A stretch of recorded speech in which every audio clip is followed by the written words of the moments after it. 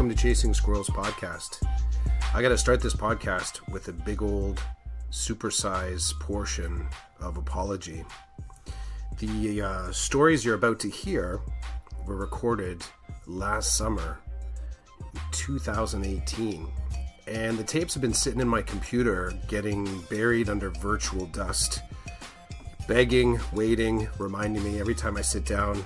I could see the draft copy of this podcast sitting on my desktop, and it just seemed like I never could commit the time to getting it done.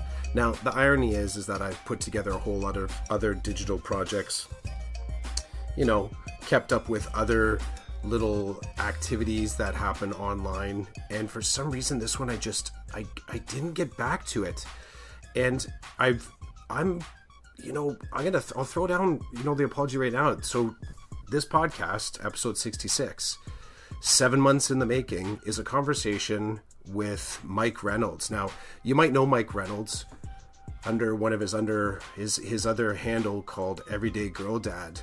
And this dude he came onto my radar originally because I saw some needlepoint, but that's not it. Are they called needlepoint? I'm probably misrepresenting here. Cross-stitching. I can apologize for that too, Mike. So, his cross-stitching, and what I saw online, I don't know how I came across it.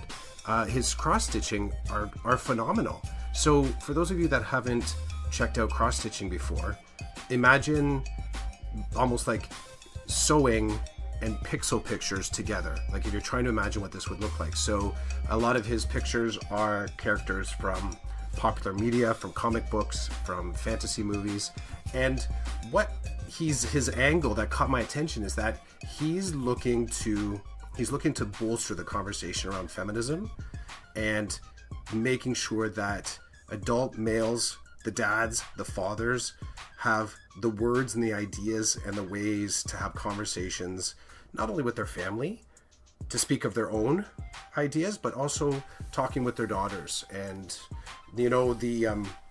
the content that he's throwing down on Instagram about body positivity is phenomenal, and talking about mental wellness is phenomenal. And for all of this, Mike, I humbly apologize. I will do better. I should have put this out sooner. I should have committed to try and getting this podcast done faster. It got buried. It got buried under all that virtual dust of other projects. So I'm really pleased to be able to push this one out. Interesting update to this story is that when Mike and I talked last summer, he had not yet launched his own podcast, and I really recommend you to check it out. It's called the So Manly Podcast, and if you want to blow your mind, one of the episodes in there that I'm still that's sort of bouncing around in my mind is an episode. It actually just came out this year in a conversation with Andrew Gurza, and the title of the episode is Sex and Disability, and really confronting our own concepts of ableism. You got to check that one out. So without any further blah blah blah, because I really do want to get this story out, here is Mike Reynolds, the Everyday Girl Dad, and our conversation from last summer.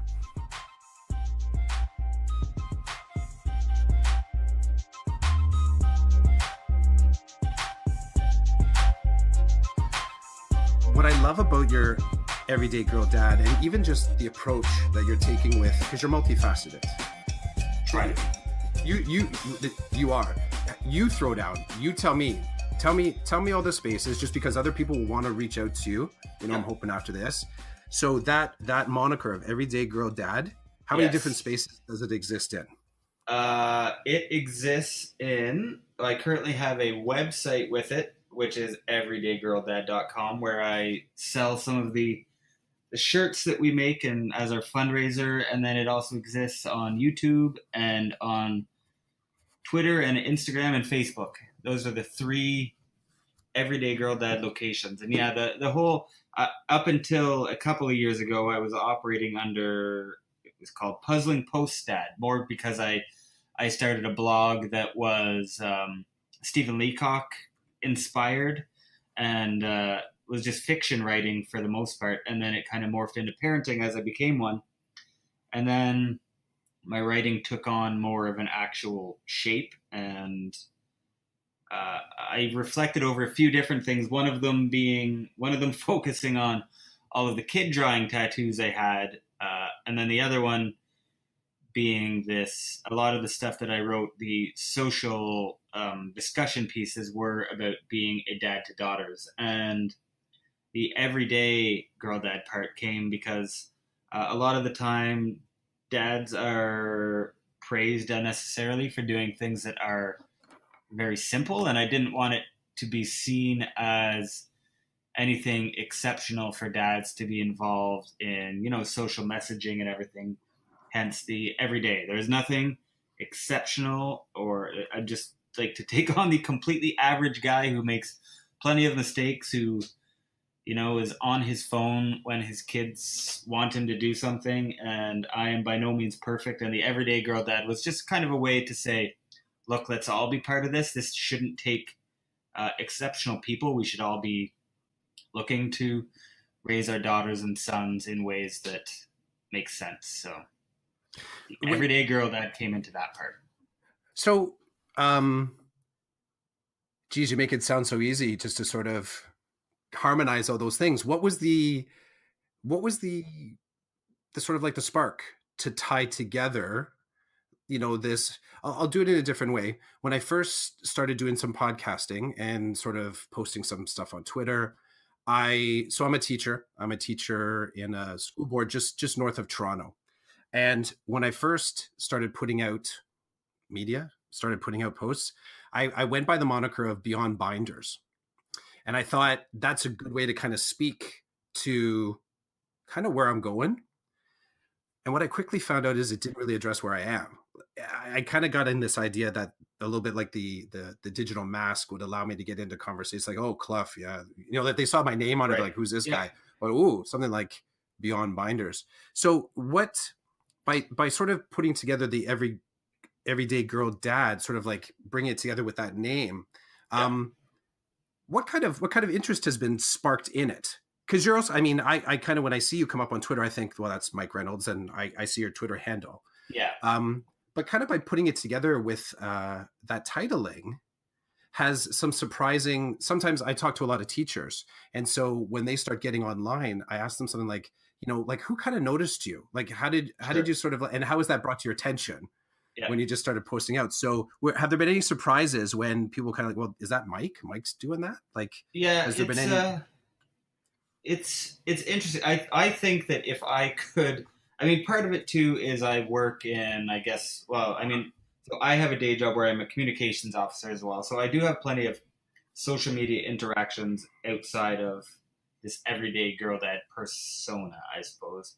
I would also, the only other thing that I think of going to, because I still find it weird to, if I do a speaking event to be introduced as everyday girl dad versus Mike Reynolds, I still very much enjoy the Mike Reynolds part, but the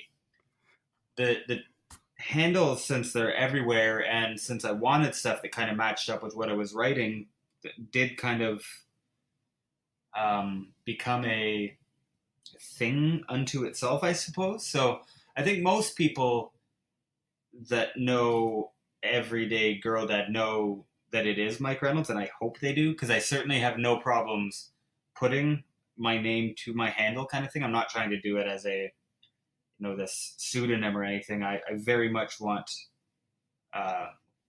Mike Reynolds, like the Mike Reynolds day-to-day is the everyday girl dad day-to-day. So I'm not trying to share messages when I have everyday girl dad thoughts and, then hide it otherwise. It's always, the everyday girl dad thing is just a name that made sense at the time when I was looking to rename everything, or rename all my websites and social handles, because Puzzling Post Dad made even less sense. And I was already, I was getting some recognition, I suppose, or being published in certain places with the Puzzling Post Dad, and that made no sense anymore. So every time I had to try and explain that one was even harder. So it was mostly just trying to find something that matched up with my blog at the time, and now so much of what I do now actually is simply Mike Reynolds. That if I could just go with Mike Reynolds instead of like Mike underscore Reynolds, 64 I kind know of thing. that I would it's totally like the do train that. has left the building, eh? It's sort of, Exactly. It's I was way too late to definitely, get anything close. So it's funny because back in April, I decided I'm gonna take a break from social media, and I erased my Twitter account, just called it down, sort of said, I'm checking out for a little bit. I may be back. I don't know. I just need some disconnect. right. And when I came back, I was able to get the exact same handle. Is that I was right? I was kind of mind blown. I was really mind blown. Like, Yeah. really? Yeah. Not that it's just because I think all of us have been in there trying to at least apply for some sort of uh, a login name, and you want to get it without too many numbers or special characters because Exactly. you're looking at yourself on the screen, Yeah. but through some sort of coded language. Sure. So I totally get it. It's funny. One of the things I'm wondering, tell me if you're comfortable with this. If this is so with the daily communications work that you do, and then Yeah. you have this whole other job, and not even to speak to fatherhood yet, but the Yeah. everyday girl dad job, the work of it. Yeah. Um, Within the description of that, would you be comfortable if I called you an educator? Um, no, I'm fine with being called an educator. Like while at the same time identifying myself as someone who is also being educated, right? So I have no problem because that's kind of the model that I try to run is to offer up um, whatever insight I have into my own experiences as a way to help people learn while also reflecting on the experiences of others to help me learn along the way. But actually, I don't think I've ever used educator, but I would I would like to think that that is part of what I'm doing. It's certainly one of my aims, so I hope so.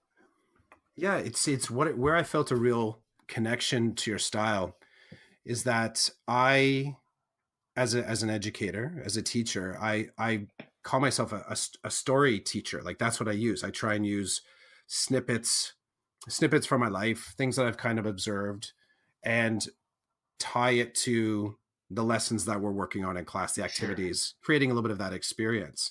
And in reading, I looked at the Tiny Tales. So Yeah. the time Yeah. I'm right on that, the Tiny Yeah. Tales, and watching some of your media that you've posted, I had I had a moment where I was thinking to myself, this is very like, and I agree with you, lifelong learner. That's the Yeah. jargon for teachers. Sure. Yeah. But I thought to myself, this is the greatest way that learning can be couched. And it made me wonder about your sort of starting point with some of your ideas. Now, I know the Tiny Tales, and anyone that's checking out this podcast, the Tiny Tales are some of the short stories that you developed with your daughters. With mostly with my oldest daughter, but Okay. definitely a little bit with both. A lot, all of them at least with the oldest one. So And what are wonderful about them is that they remind me of stories that my own kids will tell me about something, and there's not quite a clear plot curve to it. It's loose, but it's packed.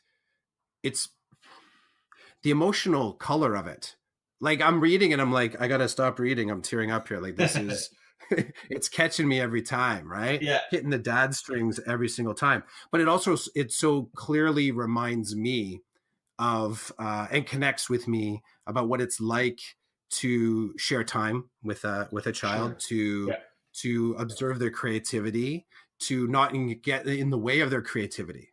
yeah. And I think that Uh, was the sort of the key. Go ahead, you jump in.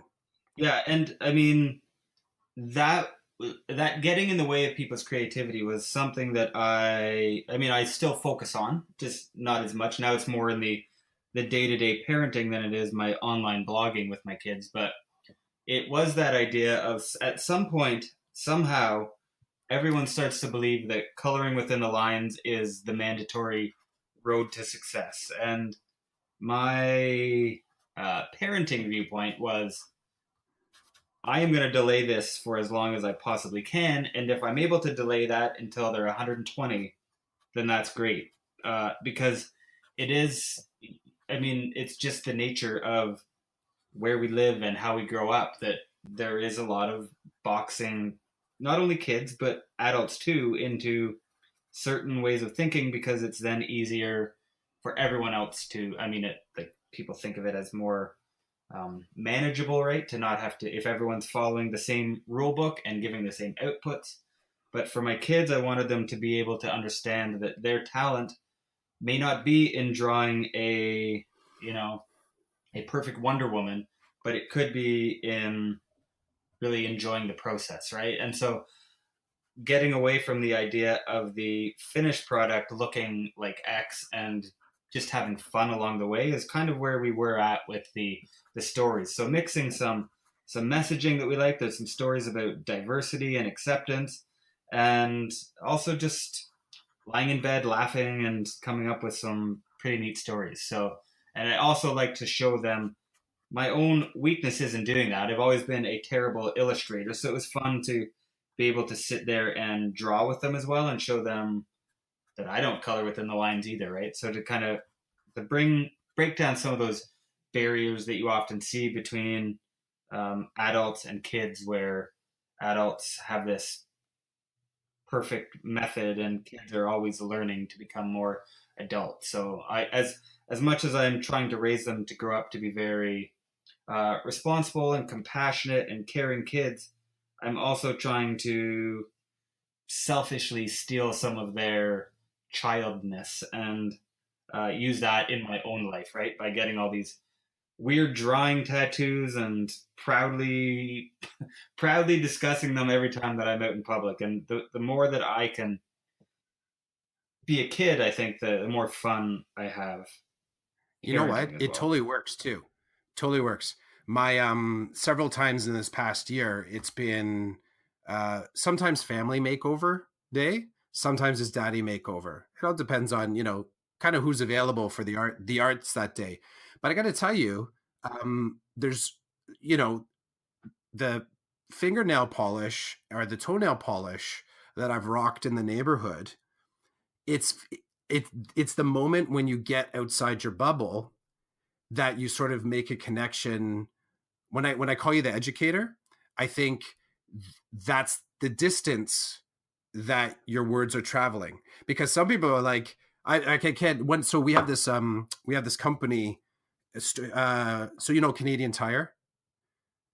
So we have something called Princess Auto, and I don't know if it's national, but it's kind of like a really really dressed down Canadian Tire. So if in doubt, go there. You're gonna find something, and it's just like shelves. It's like shelves and shelves of stuff that has to do with hardware and cars. So I'm like, I need a wrench for something. I forget what it was, a crescent wrench, and I'm in there, and I'm in the flip flops and the raggedy t-shirt this summer, and I get down an aisle, and I'm sort of have the hands up, sort of like checking the measurements on the different wrenches, and I look over and dude standing beside me, he's looking at the fingernails.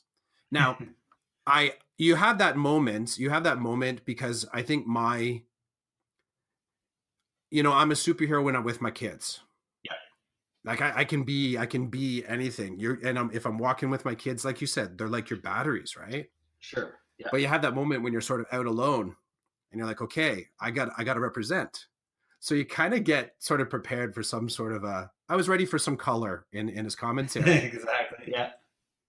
He looks at me, he looks at my hand, he starts off with the lead, and it was still kind of neutral. He's like, nice color.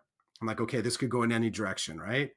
And then he follows up pretty quickly as he goes back to looking at hammers or whatever's the next thing down. He goes, it's good to spend time with your daughter. That was it. And I Yeah. thought, it's a great moment. Now I've had other Oh, moments on my totally. street. Yeah. Yeah, I've had other moments on my street where it's been not as simple as that. You can feel So the it is, pushback. and it is difficult. Like, I mean, that's the for me to sit here and pretend that I'm always totally comfortable doing some of the things that I end up doing is, I mean, I would be completely lying. Like sometimes I was walking around in my my Liz Plank big uterus energy shirt the other day in the menstrual products aisle, just taking a picture with menstrual products, and as like it is. I mean, it's more important for me to do it than it is to to say, oh man, what if someone sees me? What if people think this or that? But to pretend that I don't still, I mean, we're all conditioned to think that these things aren't what guys do. And that's one of the reasons that I talk as much as I do about how backwards our views on masculinity can be. And not just that there is, because I wouldn't even say that the way I perform masculinity is the way to do it, but it's that the way I perform it won't be the same way you perform it, and to not be so rigid in the way that people do it, provided things are, that acceptance is what drives yours. Then there's quiet masculinity. There can be, you can still be really loud. Like there's the way that people create all of these dangers around men sitting back and listening as opposed to always being this loud, obnoxious thing is really wild. How people think that you can't be quiet and that there must be this way to act. And it's been an interesting journey for me, for sure. It got me thinking, almost like there's a really big space. There's a really big space between fatherhood and being a man. And I don't mean that, I'm not suggesting anything necessarily negative about that or incompatible, like you can't put the two together. But I guess because one, fatherhood has a state of mind to it, being a father, like it's not I guess there is a genetic kind of like angle to it, but the concept of fatherhood really is kind of separate from the establishment of man. Oh, definitely. I mean, what do you think about that space between, or just that idea? Yeah, I actually do try to, in many cases, discuss it not related to being a dad. I mean, sometimes I do because I get a little passionate about dad things and parenting things and government of Ontario things, and so sometimes I do approach things from the parenting, but a lot of the masculinity stuff that I like to talk about isn't. I do very consciously try to keep the discussions around being men versus being a dad, and I think that there is tons of room. I think that dads will have a lot in common, but I also think that there is as much in common that I would have with someone who's not a dad in terms of masculinity as someone who is. So I am definitely mindful of having those conversations and not letting too much of it focus on parenting, especially since I'm at this point in my life. My oldest daughter's turning 9. Like I've kind of moved away from the telling of their story into more the telling of mine as it relates to being a man. And so that really has freed me up to have more of the unparenting discussions around masculinity, because I don't think that, talking about how sexual assault is not something that's should be a topic of jokes. And when you talk about, things like Louis C.K. coming back after 9 months, like these are all things that you can talk about outside of being a dad. And you do see a lot of the talk that centers around masculinity and seeing, the good and the bad, is that often we do realize this more when we have daughters. And I try to be very upfront that I certainly am someone who, I grew up with 2 brothers as well. And I didn't seek out the experiences of women the same way that I probably should have. So for me, again, I also came on board more when I had daughters, and we come on board when we do to trying to be better men. And while I understand that it's problematic in ways to come on at the age of like 33 and say, "Oh yeah, you're right, women are people," that part of the reason I talk now about masculinity is focusing on how we raise young boys, so how we make sure that this kind of education and involvement happens way sooner than it has in the past, basically. Do you ever as far so I've had moments where someone was asking me the other day about sort of childhood moments, and I would say I would say for me, my measure, a typical childhood. Now that presupposes other people would be exactly the same, but like when I think back, it seems rather unremarkable, my childhood. The two parents, my dad worked for the bank. My mom did different jobs. She was always pursuing something sort of different. My dad retired from the bank. My mom, still kind of works little jobs here and there. When I think back on when I think back on the parenting and the family structure, I often land on this space where I would quite confidently say that I learned to be a man from my mother. My dad worked a lot. He would be leaving very early in the morning, usually 5:30 in the morning, to grab the train to go to Toronto. He'd be coming home around dinner time, and a lot of the stuff, the learning about the world and learning to work through the world, would have kind of already been worked out by the time he got home. My mom would have sort of, talked with the school or talked with us or kind of coordinated stuff on the home front. And I've mentioned that in passing about how I've learned to be a father.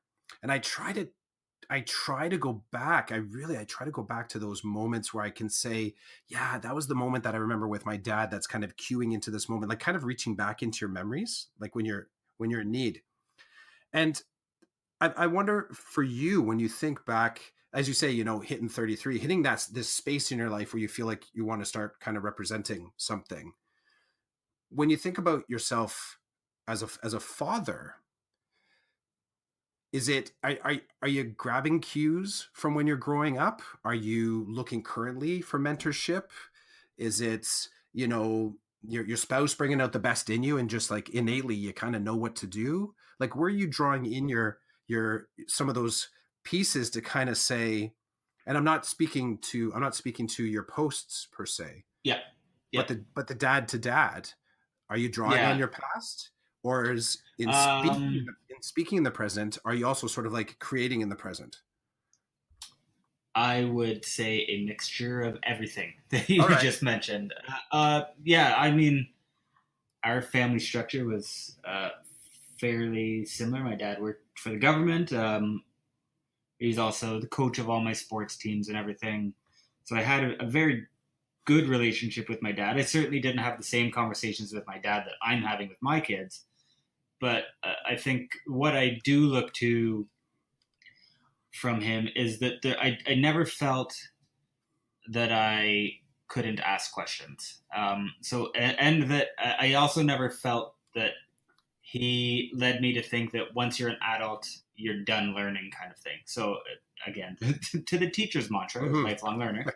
I think that he did help instill that piece in me, which is, I think right now, one of my biggest strengths is the understanding that I still have lots to learn and that I can change things. Like the way that I was raised doesn't have to be the ways I raise my kids. Even if the way I was raised was good, right? You can still make changes. And my mom was actually a guidance counselor at the school I went to, which was a pretty unique situation for me and my brothers, but I didn't skip class very often.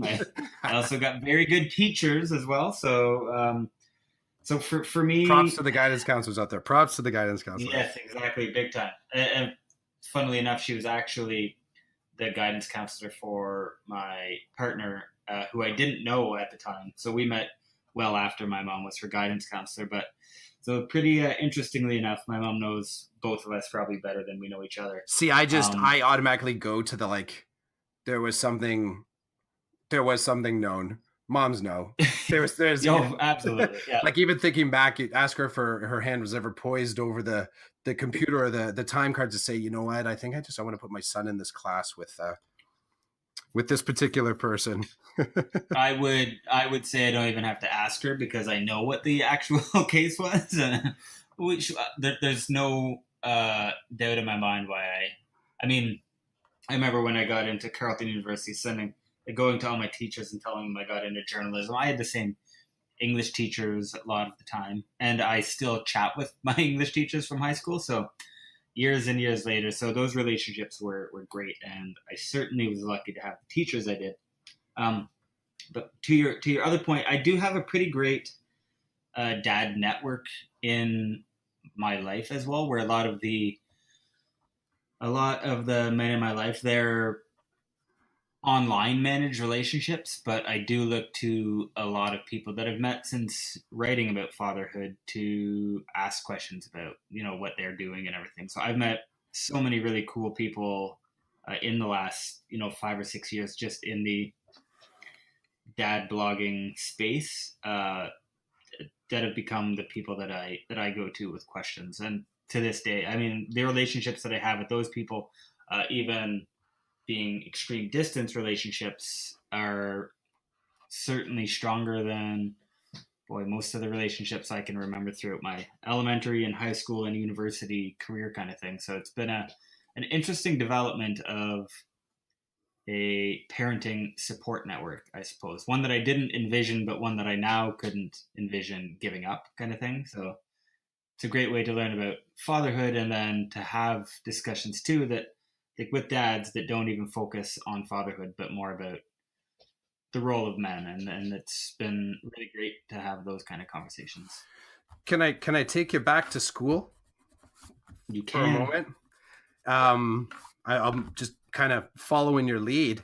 When what kind of stories do you like to bring back from high school for your daughters? Do you bring any stories back from, like, because as I said, I'm a teacher that tells stories, so I never really know where I can't say where I'm gonna grab something from. Unless we could be doing a civics lesson, and I might have a memory about a debate that I had at my kitchen table as a kid. So I'm kind of just, it's like my brain says, here you go, try this. Yeah. What kind of stories have you sort of thought to share with your daughters about school? Do you ever share your own school experiences, or again, are you sort of starting from that age 33 forward and saying, okay, we're going to create new content here? Yeah, I certainly, and at this point, I just want to clarify that the writing started around 33. I was just talking to my youngest daughter before we started, as she gets ready to help plan my 40th birthday. So I won't even give you my age. I'm a little bit plus on that. So I don't know that I bring back school memories specifically. I mean, I do talk about how in elementary school, funnily enough, I work in a library now, and my favorite role in my elementary school was being one of the library helpers. And I remember making up rap songs with my friend in the library. We were both volunteers there, and we would listen to DJ Jazzy Jeff and the Fresh Prince, and then we would create our own songs and rehearse them in the library, which probably wasn't following quiet rules, but that's old I've school. learned that librarians don't care about that as much anymore. So yeah, that's old school. Old school library rules. They're exactly seem to be a lot more energized lately. It is. We still have silent floors, but the library itself is not a quiet spot. So here's let me push just a little bit. Here's I one of the things with my kids, they know me from the point that they have like recognized me. The point that they can they see themselves as separate from the parent, and they look at me in a way like I've marketed a version of me to them. Yeah.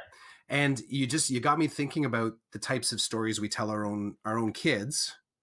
And if if I go by, you know, the focus of your discussions now, do you feel in some ways that you, when you were younger, a teenager, a young man, like you're accountable to your kids to share some of those parts of yourself? Yeah, I It's such a hard will. dad I mean, question, like yeah, that and I'm about to post on it's iTunes, but it's like I yeah, wrestle exactly. with this. I wrestle with this. My wife and I'll be saying something like, you know, talking about, you know, we traveled before the kids were there. Yeah, Really simple. We traveled, and my daughter's now old enough to watch a show and recognize a distant place. And then my wife and I will talk about and say, "Oh, do you remember we were there?" And she turns to us, she's like, "When did you go there?" As yeah, if everything has started since she was 0 years sure, old to exactly. 10. Yeah, yeah, But in some of the work that you're doing now with feminism and positive yeah, masculinity and sort of developing just that sort of centered sense of don't always go with the stereotype. yeah. Do you bring your pre-self to your Yeah, kids the now? for me, the one thing that I actually have found, and for in terms of sharing it publicly too, the one thing that I've made the commitment to is always being uh, honest in what I've discovered about myself and not hiding the stories. I mean, I don't have any illegal stories, so I mean, I can tell them all. Any stories I have are more of, you know, personal embarrassment and everything, and some like learning that's the basic learning, right? So I there's nothing I very very truly can't imagine there being a question my kids could ask me that I wouldn't give them an honest answer to using my own past experiences, or just being upfront that I don't have the right answer right now and that we can look into it together. But I absolutely will talk about you know, pre dad me and the things that Andrea and I did um, before they were here, and also just, you know, young me stuff. Uh, I find there's incredible value, and to be completely open about this, a lot of it is selfishly for myself, because I do feel very good about being vulnerable and being honest and being open, because I think we spend so much of our lives not doing it and thinking that there are things that we can't tell people. And I don't know, I certainly can't speak to the experience of women, but I know as a guy growing up, I never really talked much about uh, any issues that I was having, or if I had questions about, you know, sexuality or orientation. There was no one that I turned to ask these questions. I just kind of held it in and talked to myself about it. And then at this point with kids, I so badly want to set a relationship where they can ask us anything and tell us anything and expect us to be supportive of that, that I have created a mindset in myself that I'm doing the same whenever I talk to people as well. And some people, it may be because I had started a like a cocktails and cross stitch show where I would create a cross stitch pattern while talking to guests about masculinity, and it was so rewarding to talk to so many really cool people about really vulnerable things. We talked about, you know, talking about death with children, and we did talk about anxiety. I talk about mental health a lot, and all of these things that I have no problem talking to my kids about now, because it's important for them to know that I have my own struggles, and important for them to know that I'll share with them whatever they want to know in hopes that they will also feel the same towards me. So It's it's I wrestle with some of the same things. We had a summer of we had this summer we had two of our pets die, and both myself and my and Karen, my spouse, were both educators, so we get the summer, and right, it's one of those interesting spaces where we could catch some shade for it, like, oh, teachers get summer off.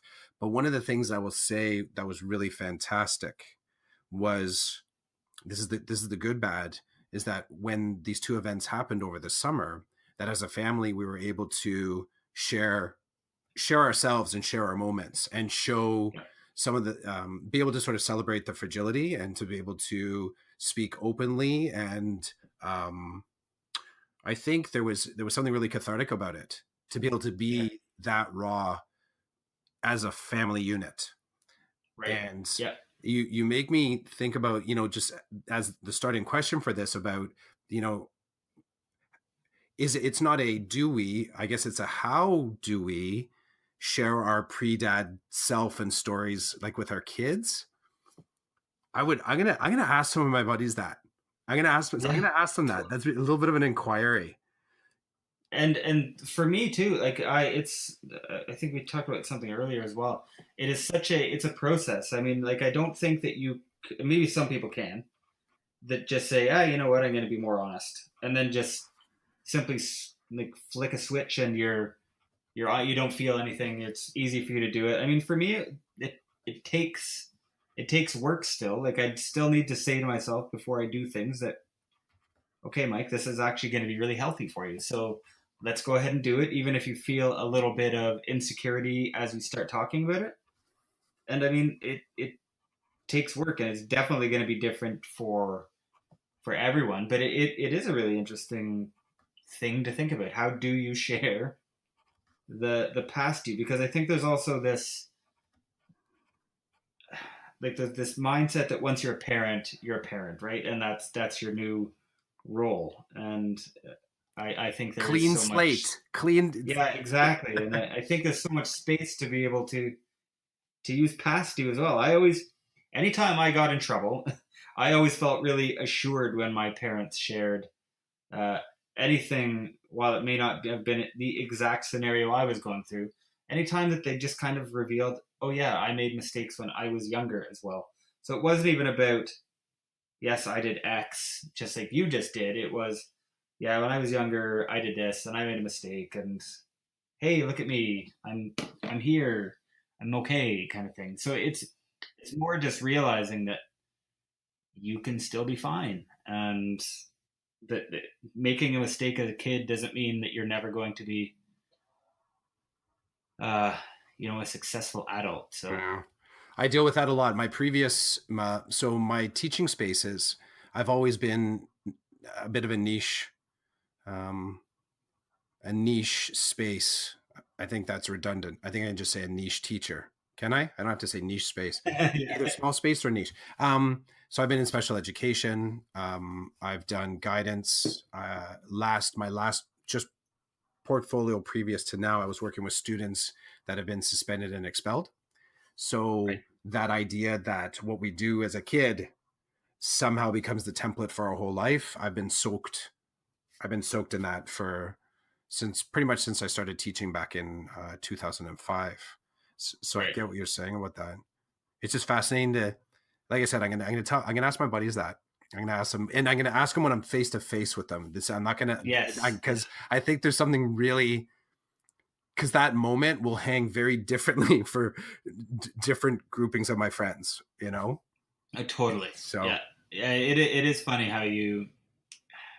how conversations get managed from group to group, and I think that I don't think there's anything wrong with doing no, that. It's just is interesting how your mind kind of can switch from, I'm with this group, I need to ask this way, this group to ask this way. And for me, part of the fun about having such a varied group of friends, like I've talked to Andrea too about how I do like spending. I mean, I absolutely love talking about um, feminism and masculinity and how we're raising kids in this era.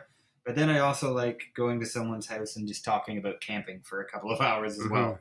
Like, to just have the really simple and basic summertime conversations where you're just sitting there with a couple of families just chatting. And so it's nice for me to have a variety of different uh, friend groups to be able Dude, to I hear you. talk about different things with. I So feel I feel so much empathetic pain for any spouse that's a non-educator, and you get right. you Yeah, get all the group think just it takes up the room. And I actually sure. I make sure it's I'm thinking about this, but often like without thinking sit across from the individual that's not teaching. I think part of my brain is setting up is I'd kind of like to talk to someone that's outside the bubble. The unfortunate side is sometimes it's like I often look outside the bubble to help me understand more of what's going on inside the bubble. So I have to be cautious there, right? That I'm not like, Yes, exactly. trapped you. Let's talk about teacher stuff now. Yes, But yeah, I often will, yeah, you make the eye contact and you just see the glazed looking off face of someone that's just, I don't know what to say, but I'm the spouse and I'm going to yeah. support this social engagement. Oh, what text am I getting? Oh, total fake texting just to sort of like, engage in something. There's got to be something to look Yeah, at. exactly. Have you heard of Herman Villegas? He does a No, modern manhood podcast. no. It's pretty cool. He's a pretty cool dude. He's out of Alberta. I chatted with him Okay. about a year ago, and I asked him about the podcast as sort of a vehicle to a conversation. It's a conversation in itself. He blogs on there. He writes, and he talks to Right. some really interesting individuals around. Well, the name says it all: modern manhood. Yeah, And yeah, yeah. I asked him about sort of like the big, well, two things. I asked him, and maybe you can sort of dance with these two things too. How do you know you're reaching people? So how do you, and it's that's as simple or as complex, dude, as you want to kind of address. But if I will tell you, there is value in what you're putting out into the world. I will say as a one educator to another, you are putting out content that is wholehearted, that it's honest, it's damn straightforward to follow. Just sit tight, read it. Just sit tight, experience it, because it doesn't command you to step away from what you're being presented. You can exist right there, right in the moment. So it's a very nice the type of all in one space kind of a story or message. I think it's tight. It's good, right? So I think to myself, I want a dude like this. Like I want everyday girl dad to be making a difference. Like I want them to be a change maker because I think that there's critical conversations that this can spark off. So then I kind of put it back to you, and whether or not if you've been able to sort of recognize or realize or had some moments shared with you, where you're like, yeah, you know what? Like in that moment, in that one small space, my message kind of got out there. And I'm not talking about prefab, I'm just saying like where it came back to you, that message in a bottle, because sometimes posting stuff to the digital world, it can be like that until someone reaches back. And let's admit it, it's nice to get conversations off of stuff that you give away for free or you sort of put out and start a conversation. So that's the one side. Have you had any sense of change out there? The other side was I was asking him if there was a plan. So I was asking if there was an intention around where he's sort of going with the modern manhood thing. So you can grab either one of those. Yeah, I see a psychologist to help me through recognizing some of these things actually, because one of my big, um, I guess, mental roadblocks, mental hurdles is the constant worry that I'm not making a difference. So to be uh, completely open again, that is one of my biggest issues that I carry with me all the time is a constant kind of beating of, are you doing enough? Is this even meaningful? But the one area that I do get the impression that I'm starting at least conversations with people around is um, men, and honestly even just parents or people at this point, talking very openly about mental health and normalizing the discussions that we can have with kids or with our friends or at work around that kind of thing. And I get a lot of people who reach out to me uh, with the same kind of feelings I have of the, boy, it's nice to see my exact kind of feelings reflected in a tweet or because that's the one of the parts of my own mental health struggle is the assumption that no one else is going through the same thing. And then when I see people that encapsulate it almost word for word without trying to revel in someone else's mental health struggles, it is at the same time really reassuring to know that you're not the only one who struggles with something doing as simple as making a phone call in the morning, or like, people that write out scripts to be able to just leave a voicemail for things. And I get a lot of feedback from people that they really do appreciate that. And on the mental health side of things, I do certainly think that at the very least, the conversations that I have and the openness that I have is creating a space for others to have similar conversations, even if it's just with one other person in their life. I'm not asking people to start broadcasting on Twitter or YouTube or anything if they don't feel comfortable talking about their mental health that way, but even just to find one person to talk to and say, you know what, I am feeling really anxious right now or something. So the mental health part is one area where I see my favorite discussions take place, I guess. And the favorite discussions, even just being people very openly admitting to seeking help or needing help, or the relief people get when they find that someone else is like that. And so that's probably the area that I see the most change. And then, I mean, stemming from that, I think that men talking about mental health is another very positive step. So the two kind of go hand in hand, but to be honest, a lot of the discussions I've had are just with people in general. They're not very gender-based discussions. They're more mental health focused. And in terms of the plan and the where it goes, this is something else that, because I kind of do this as a as I live my life thing, not as I tried to run my t-shirt place. I'm the worst.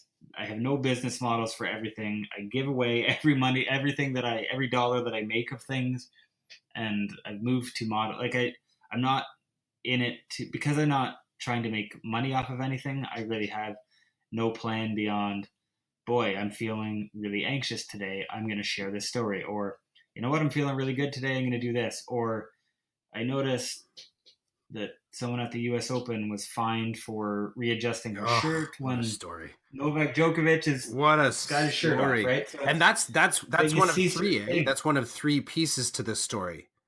So the starting point for that story was the cat suit that Serena Williams wore. Oh my God. And the second, sort of at the same time story, is Serena Williams wearing the tutu in the current one. And then you also have this third story. I'm kind of watching that. It's like shaking up the Mentos in the Coke bottle. Like I'm right. But I totally got you on that. Sorry, you triggered me. I was watching that play today. I was like, have you read this? Have you seen this? Have you seen? Yeah.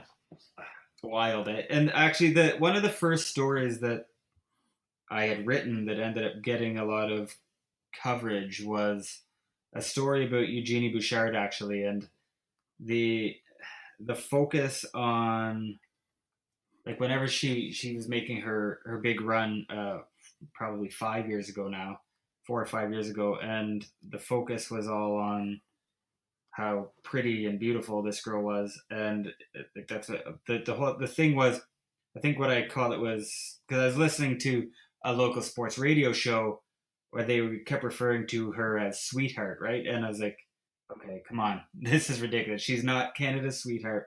She is this badass athlete. And I wrote it. I was dropping Andrea off at work and going home. I was staying home with my daughter at the time, and I went home. I heard it in the car on the drive back home, wrote it in, 30 minutes and published it. And then all of a sudden I was like, oh, wow, there's a lot of people reading this one. This is a little weird. So the whole tennis world and this fascination with women athletes and their bodies, and then beyond that, the people of color and their bodies, how people like to navigate these things, disrespectful or whatever. And I mean, Serena Williams is about my favorite athlete in the world right now. So, but it's she is a superhero. Like when she sort of she's ridiculous. Yeah, I have deep respect for her poise. and her Yeah. voice and her. Exactly. I just, I'm like, at times, my daughter, watching a little bit of tennis, I'm like, Maddie, like, put down that book. Stop reading. No, I don't want you doing anything drawing, nothing creative. Stop Exactly. improving yourself in the way that you Don't do stop doing that. those amazing I've things. got ways Yeah, right now. you Yeah. got to check this out. She's like, I don't like watching Yeah. CNN. And I'm like, oh, I know. You're right. CNN's not great. But this moment, check out this Yes. moment. Exactly. So cool. I'm I'm curious. I'll throw maybe one or two more things your way, and then you want to wrap it up. You good? Yeah. Sounds Cool. good. So my podcast, the story behind the podcast title, Chasing Squirrels, I'm going to throw it your way as a bit of a provocation. So back in the day, we had a pet that actually pulled a squirrel off a tree. So, you could kind of, I mean, maybe you've had a pet do the exact same thing, but from my experience, that's a thing that just doesn't happen too often. It's not exactly an Right. everyday. You realize, like, I didn't think about the moment like, wow, this is a poignant life moment, but the story kind of Yeah. echoed with me a lot. And when the dog did it, her name's Darcy. When she did it, she sort of counter circled the tree, which squirrels tend to do. They sort of go opposite to you, and then all of a sudden they're way up in the branches. Right. Well, for whatever reason, the dog, I guess the squirrel saw the human, went one way, and the dog's like, well, I'm just going to go the other way. We get around the tree, and the dog's got the squirrel kind of in her mouth and her nose. This is a good ending. Okay, no squirrels or dogs were harmed in the shaping or recreating of this story. But I do my spouse telling me the story, Darcy did a whole lot of like nose bumping on the squirrel. So they're like boxing and there's squealing and yipping. And all of a sudden, the squirrel's gone and back up the tree. My dog is a little befuddled, like, where did my toy go?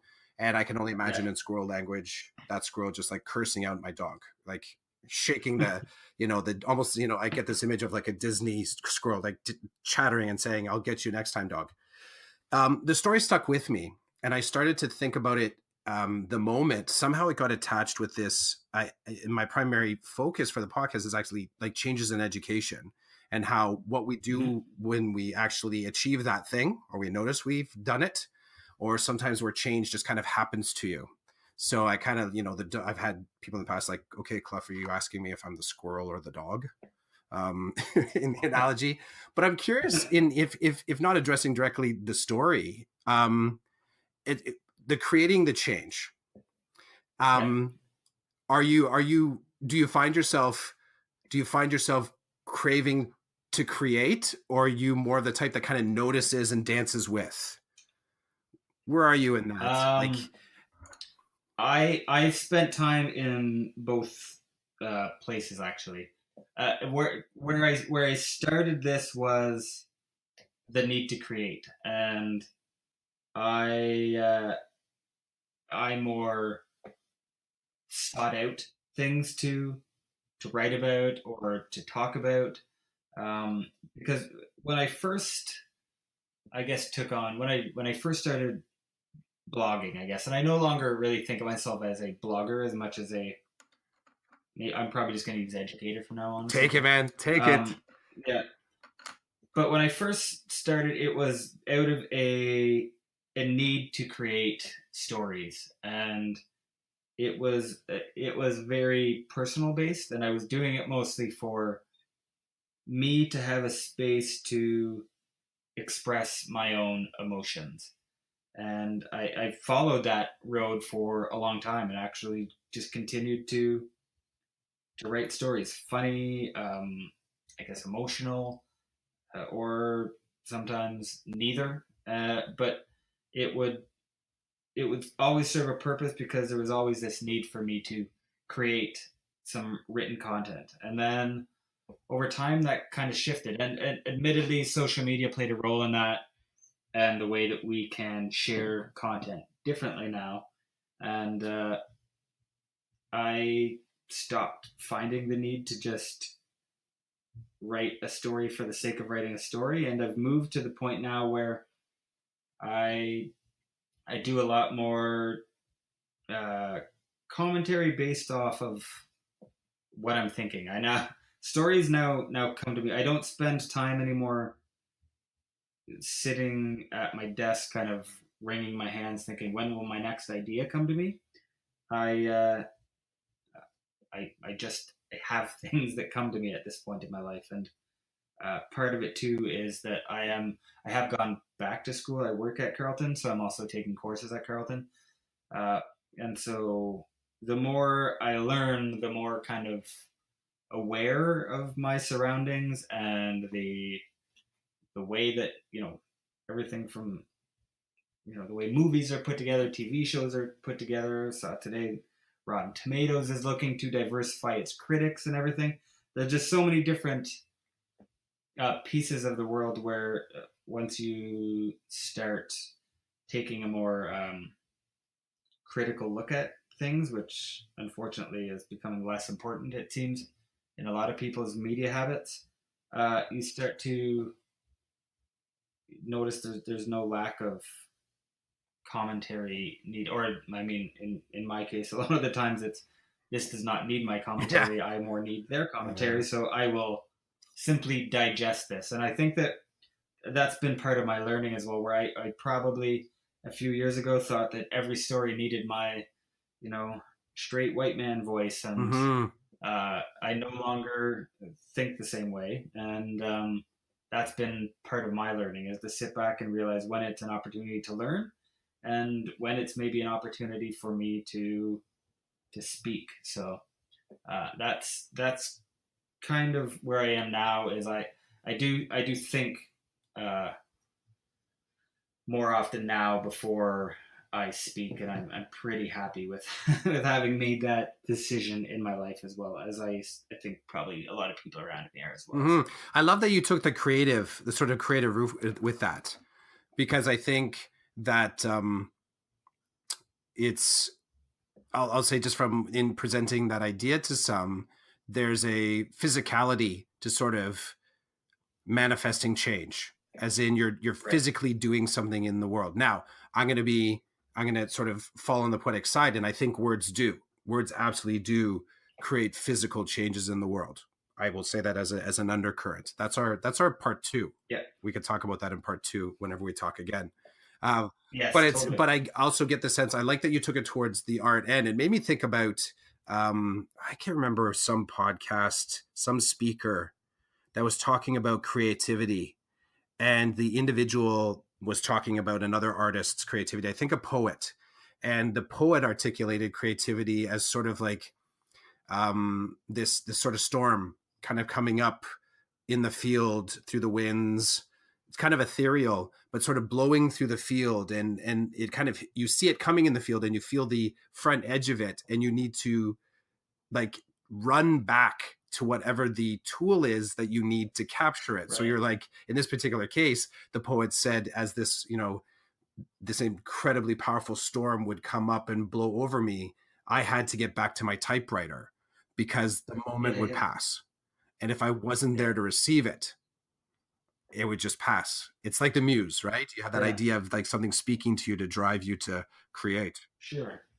Yeah, I like that a lot, actually. And it's cool imagery. My creative, it is. And my creative outlet has, at this point, because I no longer look to my writing as much as I used to for it, because I have found cross stitching, which is that's awesome, man. I saw your Picard.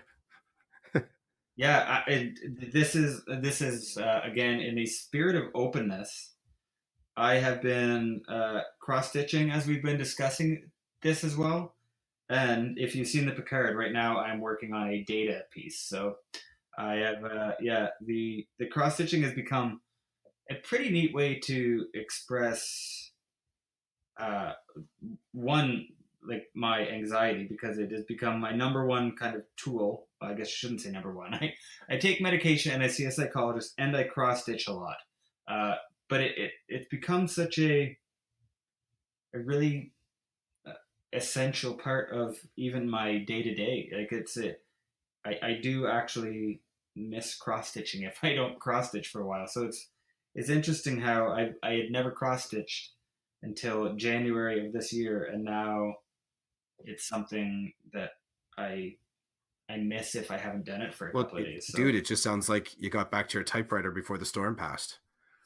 it's exactly what that got me thinking about. So That's really beautiful. That's cool, man. the weird typewriter. Although I guess they're both older, and I have typewriters at work at my desk actually. And it just comes down to the tool. Some of the most beautiful friggin' machines in the history of communication. So yeah, and it really just comes back. Yeah. It's the tool. It's the medium between you and whatever comes out. I mean, it could be the cooking, it could be the writing, it could be music.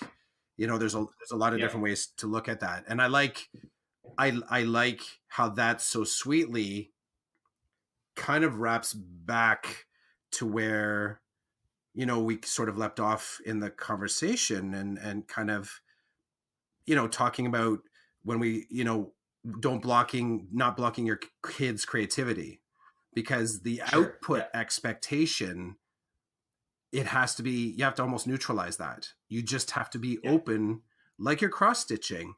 What's going to come out of this? If I direct it too much, will it actually be the thing that I need to see? Yeah, and it's one of the it's one of the most nerve-wracking, I suppose, but also enjoyable parts of parenting is that you don't know what you've been helping raise until I mean, I would have to imagine my own parents are still like, what did we raise in Michael? Well, he's still doing weird things at this point, you know. So there is no end game. I mean, the lessons that you teach continue forever, and it's really interesting that there's no end to it. You're constantly helping, you know, set building blocks for what your kids will go on to do for all of their lives. Because I mean, while my mom isn't sitting there saying, you know what you should do, you should start this Twitter account where you talk about being a dad to girls, but it's, you know, it's something that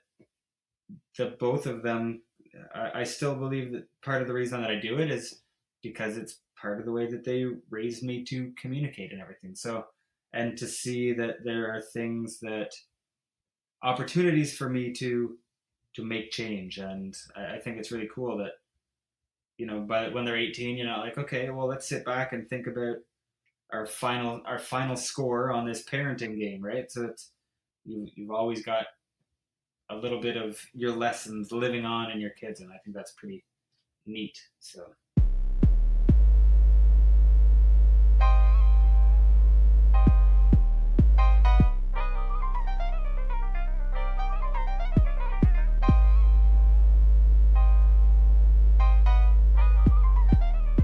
all right, I just hit recording again. I'm not quite sure what's going on. Yeah, I see it going again. So messy.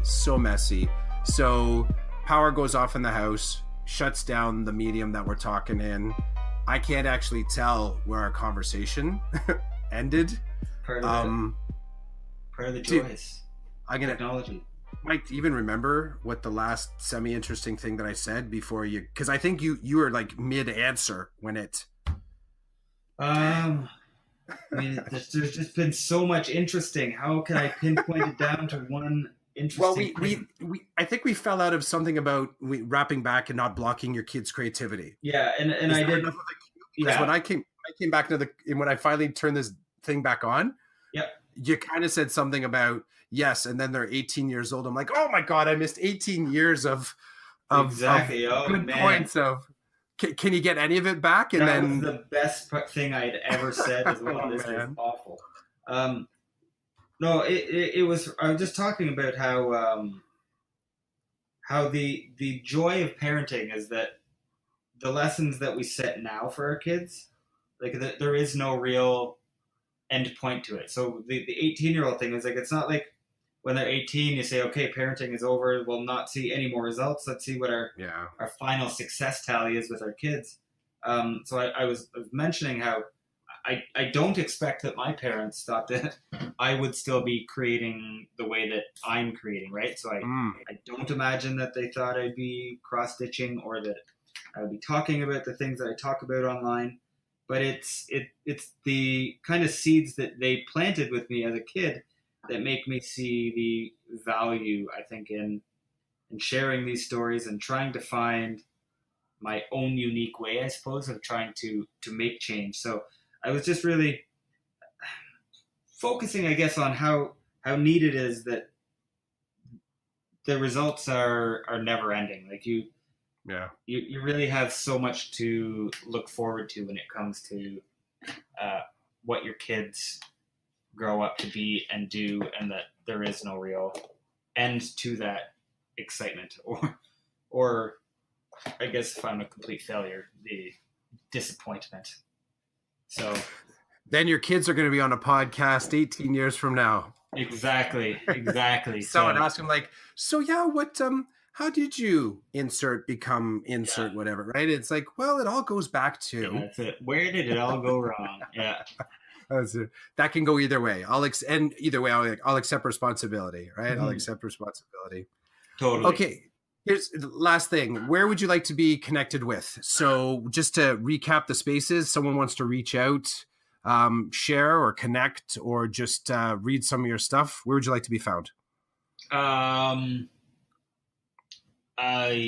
guess one of the neatest spaces that I operate at this point is on Facebook. I've started a group called Masculinity Makeover, where it's just people discussing masculinity in a space that I'm trying to create as safe, where it's men's rights advocate free, and I'm totally willing for people to have debates about masculinity. I'm not willing to have those debates focused on the one thing for me is if people are interested in making change in the lives of men, I love that. Not if it is at the expense of women, though. So I think there are so many groups out there that say they're interested in helping men, but it's really just rooted in a hatred of women. And our group is certainly not the space for those discussions, but we are having some pretty neat discussions about how men can grow, emotions in boys, and even as men trying to find spaces to discover new things about yourself and everything. So the Masculinity Makeover group on Facebook is one of my favorite spots. Depending on how much mental energy I have, I personally sometimes participate more or sometimes less, but it's grown big enough that I certainly don't need to chime in all the time to have really valuable conversations. And I mean, Twitter, I have a lot of fun on, and all of the places. Instagram is great too, but I pretty much lack, if I don't get a lot of joy out of one of my accounts, I tend to just not do it anymore. So anything that I have right now, Facebook and Instagram and Twitter, they're all good places. Cool, man. People to join us in those discussions. Very cool. Very cool. I'll include it in the show notes too. So if Awesome. Anyone's checking the cast, they're going to have access to that. Mike, thanks a lot, man. I really dug this conversation, and I hope to God I have the first half of it, or sorry, the first 9/10 of it. I'd be going by my notes to try and figure out how we ever get that flow back, because that was really cool. I really enjoyed chatting with you, man. It was. Whenever we're ready for part 2, we'll or which may even if we need to do part 1B, it'll actually be I'm not even going to check, because I can see I have the other file in there. What I will ask, I'll say it flat out. Leave your browser up at the end if you could. Yeah, I will. Yeah. Only because there's going to be some upload, download kind of stuff going on. Okay. I got my fingers crossed. I'm not even looking at the other recording, so I'm hoping it's there. I'm hoping it's there. All right. I just won't touch it. There we go. So best to you and your family. Please keep creating, keep posting out. I just checked out that Masculinity Makeover. I joined in. Let's see. I'm curious what's going on there. Yeah, it's a lot of fun. All right, man. So, there it is. All right. Thank you very much. Yeah, you're welcome. I'll chat you soon. Yeah. Thanks a lot.